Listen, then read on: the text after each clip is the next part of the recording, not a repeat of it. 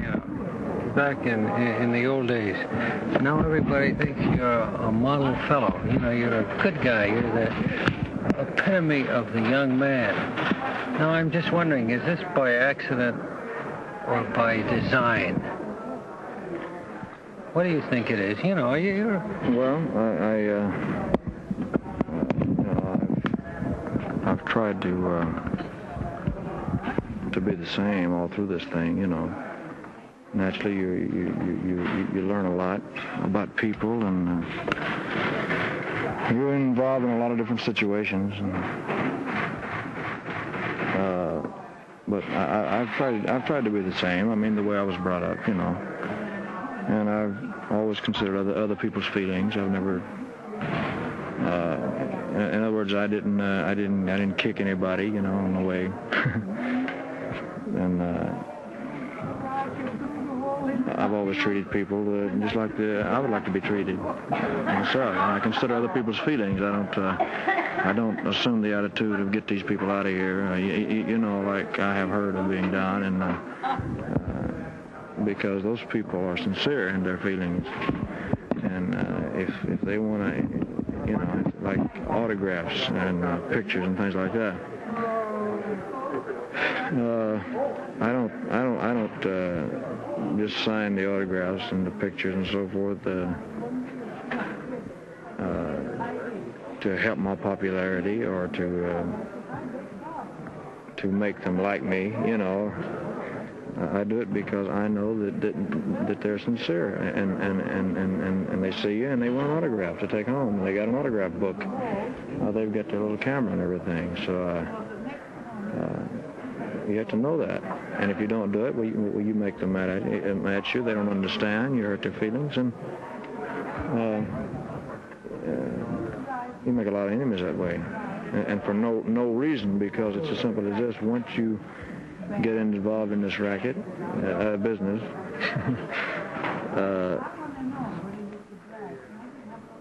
your life is public, really. Regardless of what anybody says about my private life is my own. Well, it is to a certain extent. I mean, everybody has to have a certain amount of privacy, but once you get involved in this business and you're doing a public service, you're trying to entertain people, your life is not your own, really, because people are going to want to know what you're doing, where you are, what you wear, what you eat. These things are natural, or, you know, normal. And you have to consider that. You have to consider that these people are sincere. They don't know the kind of life you lead. They don't know what kind of person you are. And so I try to remember that. That's all. It's simple. It's no problem. It's no big effort that I put forth. You know, I don't have any plans or anything. I just act on my own initiative. This is the way I feel that is the right way, like I have everything else. And thank God I've been pretty fortunate. I haven't made any, you know, bad decisions. Everything. But just the way I was brought up, you know, my surroundings, my mother and my father and the whole family were always considerate of other people's feelings, you know. Yeah, that Gladys she was a sweet woman. I got some great pictures of you two. I think I'll make a setup. Send them to you. Good. She really was a sweet woman. Yes, she was. Really liked her. I think she was, you know. I calm and underplayed everything, but really sweet underneath it all. It's funny, she never really wanted anything, you know, so anything fancy. She just stayed the same all the way through the whole thing. I wish, you know, there's a lot of things happened since she passed away that I wish she could have been around to see. It would have made her very happy and very proud. But that's life. I can't help it. You know, about 6 years ago, Elvis, the girls loved you because the girls always, you know, love you. Goddamn big mistake, kid. Let's face it. But the guys hated you, I guess.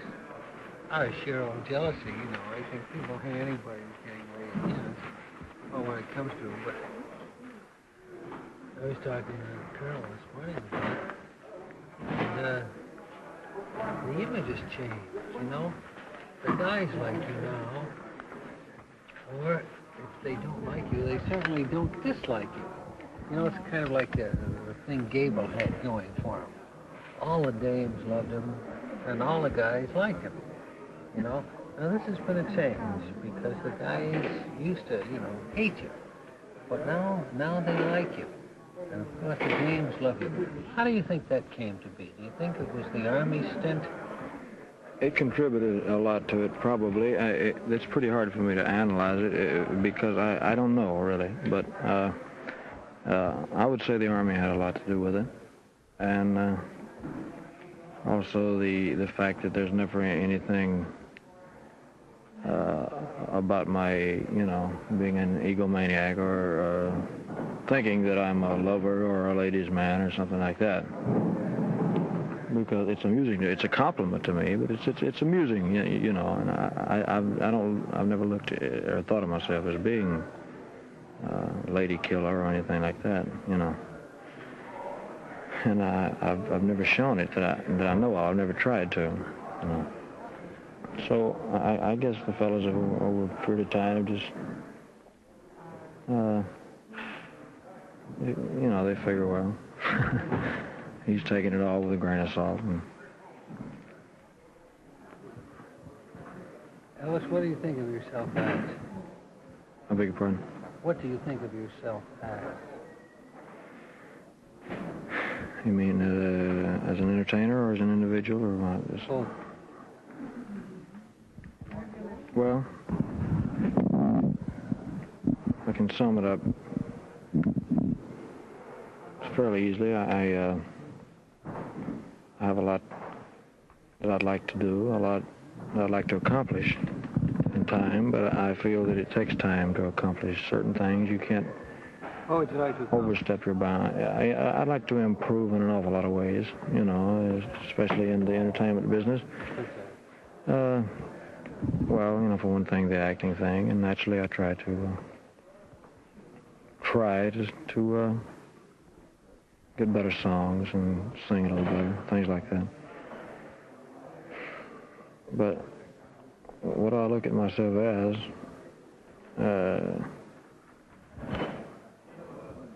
not being, you know, I'm not really playing everything down, but as a human being, really, has been extremely fortunate in so many ways. Although I have had and still have some very lonely and, you know, there are times when I really don't know. It feels like I don't know what I'm going to do next, you know. But I've experienced a lot of the different phases in life. I've experienced happiness and loneliness and the wealthy side of life, the average side of life, you know, not having anything, but not knowing what it's like to have anything. So, and tragedy, In what sense? and well, you know, such as like losing my mother while I was in the Army, and although I think that things like that, as tragic as they are, tend to make you a little better human being, really, because you learn more about yourself. It gives you a better understanding of yourself as well as other people, and it can only help. But I think that I like the business I'm in. I like to entertain people. The money or the financial end of it is not the greatest aspect as far as I'm concerned. It can't be, because if it was, it would show, and I wouldn't care about the other people. I wouldn't care about a performance that I gave. I would, you know. Of course, I mean, it's, you know, it's great if you can get in a position to have things, you know. But I like to entertain people. That's why I pick all of my records, and I try to pick the best songs possible.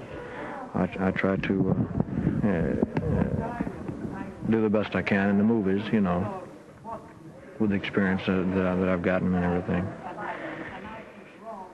But I look at myself strictly as a human being who's like I said, been very lucky, but whose life has blood running through my veins and can be snuffed out in just a matter of seconds, you know, and not as anything supernatural or better than any other human being. You like yourself? Sometimes. What I mean by liking myself, I'm proud of. I'm proud of the way that I was brought up to believe and to treat people and have respect for people. When I am pushed to a certain point, I have a very bad temper, you know, extremely bad temper. So much to the point I have no idea what I'm doing, you know. You blow much? Not very often. Not very often. In fact, I could probably count the times, but when I have, it's always been pretty bad. But it doesn't happen very often. Of course, everybody has a temper. And then I don't like myself, you know, later. Looking back on it all, would you do anything differently? Like, you know, go to college or is there anything? Well, I wanted to go to college. I wanted to play football. I have a great ambition to play to play football. I have had, and I still have, believe it or not. And I've got a touch league, you know, a touch football league back home. And I like rugged sports. I'm not knocking people who like, you know, golf and tennis and the other things, but I like rugged sports. I like some, you know, where you can take, you know, as a man, you know, such as boxing and football and karate and things like that. Do you have an outside interest, you know, other than dames, which we all have? But I mean, you know, is there anything you like other than... I would say right now, really, all kidding aside, that the thing I keep up with most is professional football. I know all the players, I know all their numbers, who they play for, and I've had people to quiz me on it, you know, just in games when we had nothing to do. And that's a big thing with me right now. And I watch all the games that I can. I get the films from the teams themselves if I can. But next to the entertainment thing and music, that I guess would be the biggest. What kind of life do you lead? Where do you live up in Bel Air? On Bellagio Road? Yeah, I live on Bellagio Road. What type of house do you have? You rent it? I lease it, you know, by the year, yeah. What type of house is it? Whose house was it? I don't know who it belonged to. Where is it? It's on Bellagio Road. It's near the Beverly. Let's see. What's the name of the hotel in Bel Air there? The Bel Air Hotel? Yeah. That's right. The What Bel Air number? I Hotel. know all those houses. What's the number of the house, Gene? 10539 Bellagio Road. Mrs. Owens used to rent? Ms. Owens still owns it. She's the one we leased from. No. All right. It's a third. I think it's the third largest house there. It's a Spanish tile thing with the little balconies and so forth. It's a very, very nice house. Good. Do you have a I have to run it now. I'll talk to you a few minutes later. very important thing that's been taken up in the United Nations right now? Gene, what in the hell did you tell for? Just, You know I'm going to have everybody in the South. Just Gene and myself. Hello, come in. What sort of life do you lead in? You got 8 guys living with you in Bel Air? 7 guys. How many guys are you in Bel Air? You're pretty good. No, I'm going to say I've actually got, I've got a bookkeeper, a guy who... Can we put the guy's name? Just a second. Sure, you can. Why not? I have a bookkeeper. His name is Joe Esposito. He's from Chicago, and he... I met him in the Army. He was a bookkeeper before. And then Gene, who takes care of the cars, the maintenance of the car, you know, the maintaining of the cars, and... Can we put him about the high yellow? No. And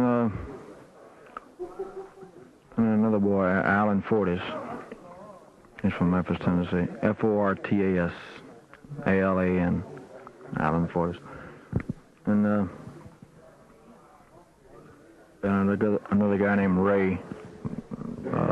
Ray Sitton, Sitton. I've actually only got 5 guys, you know. And they take care. He and Billy, who's my little cousin. He's a little guy, and he had to quit school early.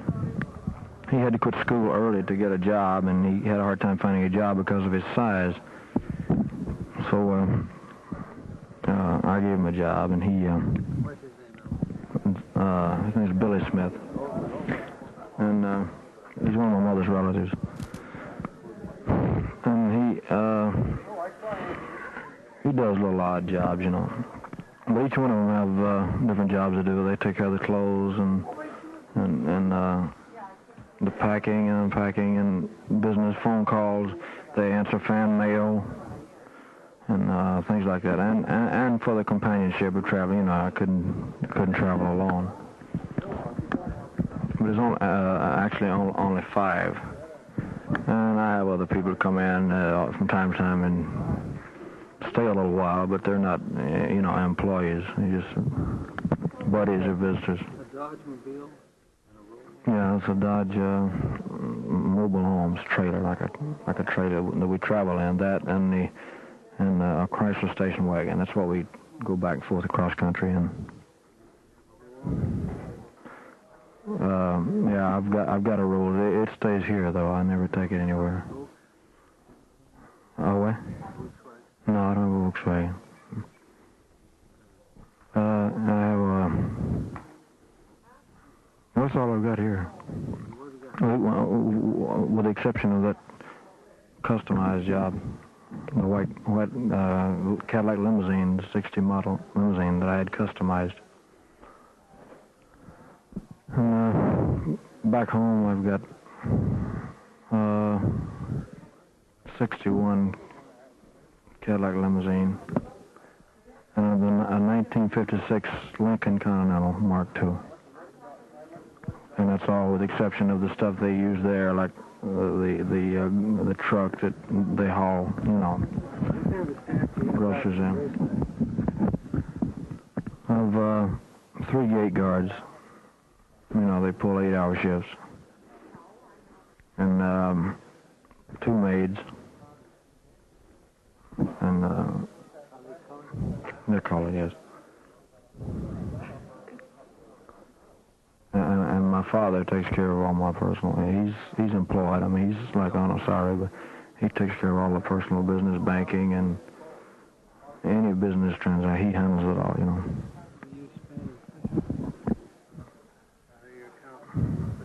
Spain and Fisher, the accountants, yeah.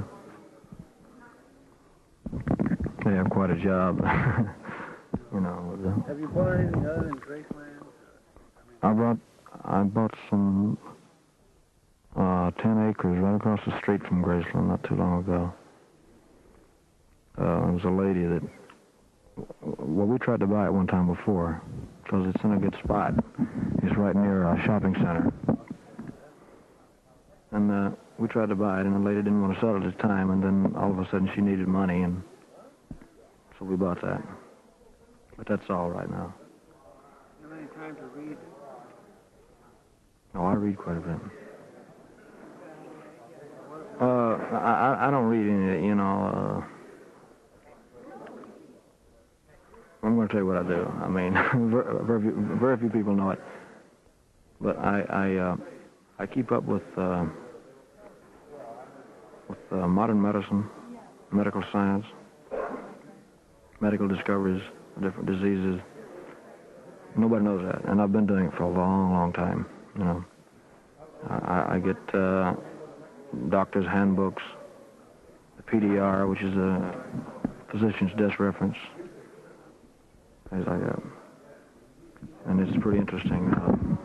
You know, it's pretty interesting because at one time when I got out of school, I thought I wanted to be a doctor or something in the medical profession.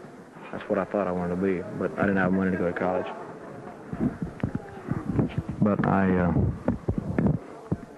got interested in it, and it's pretty interesting. But I don't read any of the books much that other people read. Well, that I read, yes, and I read a lot of philosophy and some poetry.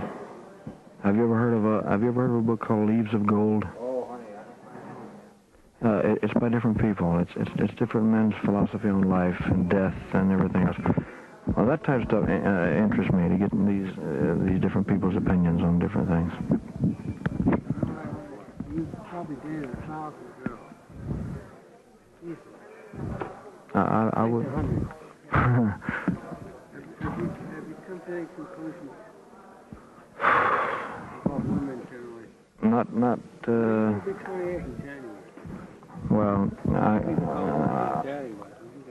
I can only answer you by saying I'd like to get married. I'd like to have a family, but it's true. It's definitely true. Well, it's a normal thing to do. I mean, who wants to grow old and be alone? You know what I mean? You're never going to be alone. I might tell you what Elvis told me. Too sweet for it, and English stay safe. There you go. Come on, right? Well, that may be true. That may be true, but I can't say there's not. But they are. It's pretty lonely when you. You're never lonely. You know, there you have like 7,000 dames up there. Yeah, but still, they can't live with you all the time, and there are times when you have to be alone in a room, and you need somebody with you. But I mean, I'm in no big hurry. I have June. Thanks. You got to call. Go ahead. Well, I'd like to someday, but I mean, I'm in no big rush. I can't be. I have to take it easy and know for sure. You know what I mean? You have to do it all over again. Would you do anything differently? No, I don't think so. Do you think dating as many girls as well people want?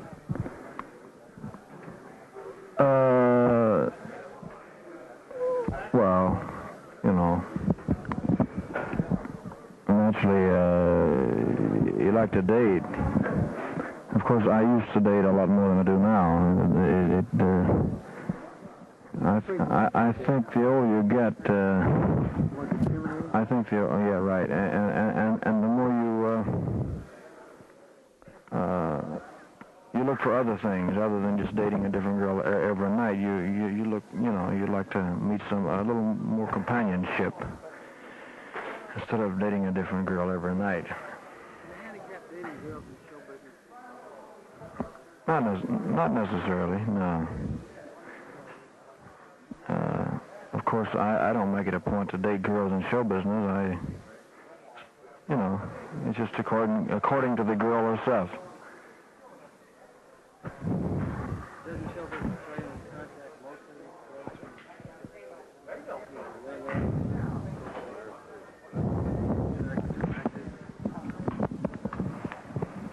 Well, it's a pretty tough. I mean, I can answer you, but it's, you know,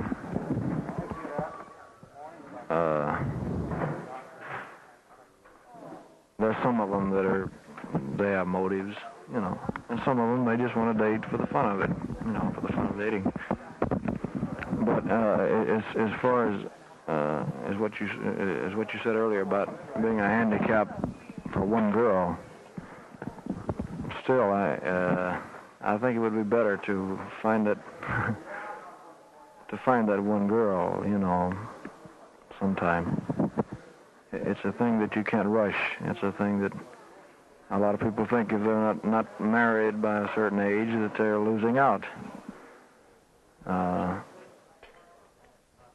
don't think so myself, you know. Of course, I'm not talking about everybody, because everybody's life maybe is a little different. But for me, I couldn't have rushed into a marriage, and I still can't.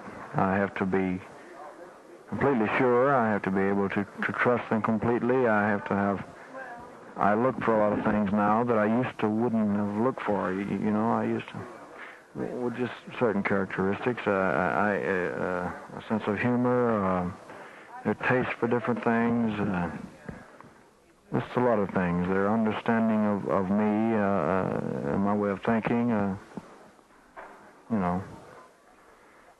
It takes a while. I mean, it takes a while to find someone or to get to trust somebody like that. What kind of men do you know?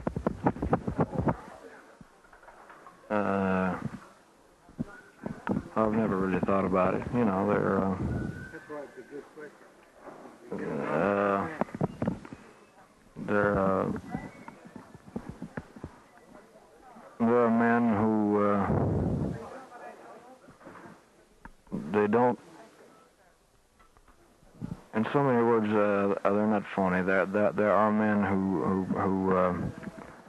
who knock you behind your back, and then they're your buddy to your face. You know what I mean? And I like a man who's pretty much the same all the time. He's pretty straight, you know. He's himself to a certain extent. The other trouble with many actors in this business, I have found, is that they don't surround themselves with intellectual equals or intellectual superiors, so that there's nobody from whom they can learn. Actually, they have guys on the payroll and so forth. I wonder if this isn't true of you. I don't think so, because I've thought of this question before, and I've thought of this situation before, and I have my own way of learning, just as I've always had. I learn in my own way. I don't use these fellows to learn anything from. They're all different. They got their own little kicks going. They got their own lives to lead, but they're not dummies by no means. And I don't have them around because they're idiots. They're pretty smart boys, and they've learned a lot just being around this industry and around traveling. But now you can surround yourself with intellectuals or people of your so-called equal, and you can have dissension. You can be jealous of, there can be a jealousy there, and that's bad. The only thing you can learn there is to become bitter and envy and everything else. So I have my own way of learning, and I learn from people. I learn from the people I work with. I learn from everyday life itself, being connected with a lot of different people. But now my private and personal life, I'm not trying to impress anybody by having a group of intellectuals around. It's not that I'm knocking but you can be fooled by having a group of people around you think you're learning something from, and you're not learning a damn thing. You're not benefiting anything from it. That's it. So you're. I don't think I'm making a mistake in that way. I have had this said to me before. Don't make the mistake. I had a girl to say to me one night, don't make the mistake, Elvis, of surrounding yourself with people you can't learn something from. And the girl never caught it, but I got up and walked away from her. I smiled and walked away. I never said a word, but in so many words I was saying, I can't learn nothing from you. So, and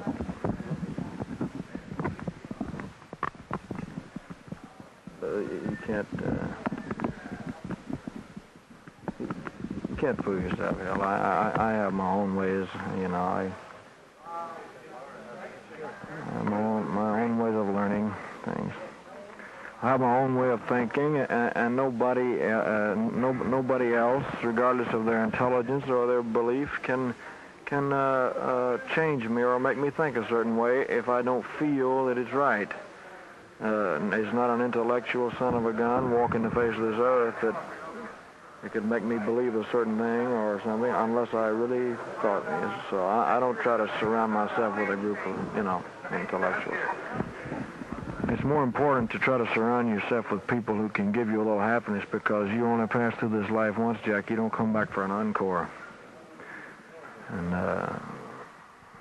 I learn little by little. I gain experience. I learn, and I've had a pretty good lesson in human nature. What would you say, Elvis, is a kind of basic lesson you've learned from living so far? What you've learned, either the hard way or the easy way. Well, I'll tell you, what I've learned might not apply to other people who are not in the same, who are not in living the way of life that I am, so let me put your answer that. That's capable of, well, because of my age now and the things that I've been through, the people and the situations that I've been exposed to, I've learned a lot about people, about life, about situations. It's been very beneficial to me, and that I have been able to help a few other people. And I have seen people in so many different situations. To give an example, a woman going through the change of life thinks she's the only one who's going through the change of life or ever has. And it becomes to work on her mentally, that she thinks she's the only one, there's never been anybody else.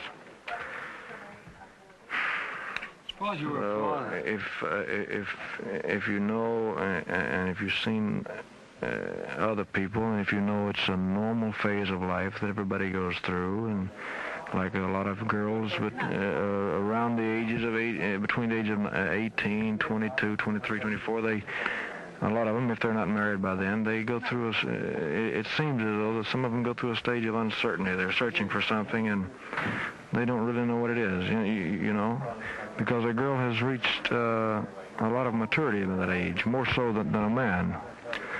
And they're searching for something, and a lot of them are miserable, and they're lonely, and they're depressed a lot, and they try different things. They go to other cities, and that don't work out, and they want to go home, and then this and that. Would you like to go into TV? Well, I wouldn't like to stay in the same vein. I wouldn't like to be at a standstill. You know what I mean? I'd like to progress. I'd like to do a lot of things, but I realize that it takes time. You can't bite off more than you can chew in this racket. You can't go out of your your limitations. You have to know your capabilities, Like, I have people to say to me all the time, why don't you do an artistic picture? Why don't you do this picture and that picture? Why don't you do something? Well, that's fine, but I would like to. I'd like to do something someday where I feel that I've really done a good job, as an actor in a certain type role. But I feel that it comes with time and a little living and a few years behind you. I think that, really. And I think that it will come eventually. That's my goal. You have to have something. But in the meantime, if I can entertain people with the things I'm doing, well, I'd be a fool to tamper with it, to try to change it. I can't.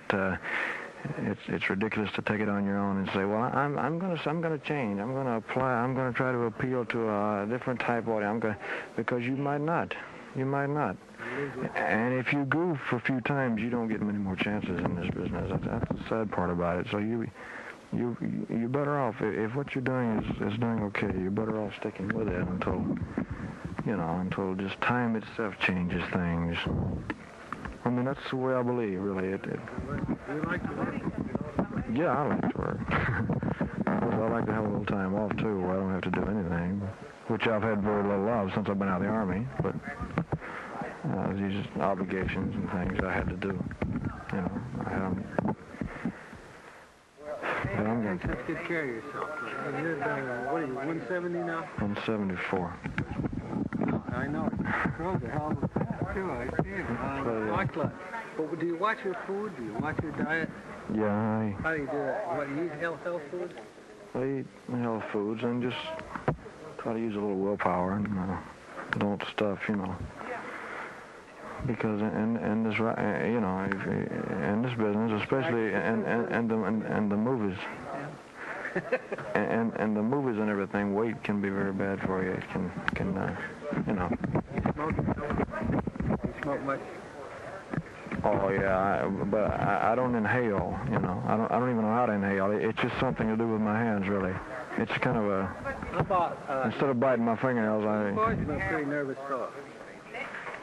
Nervous energy.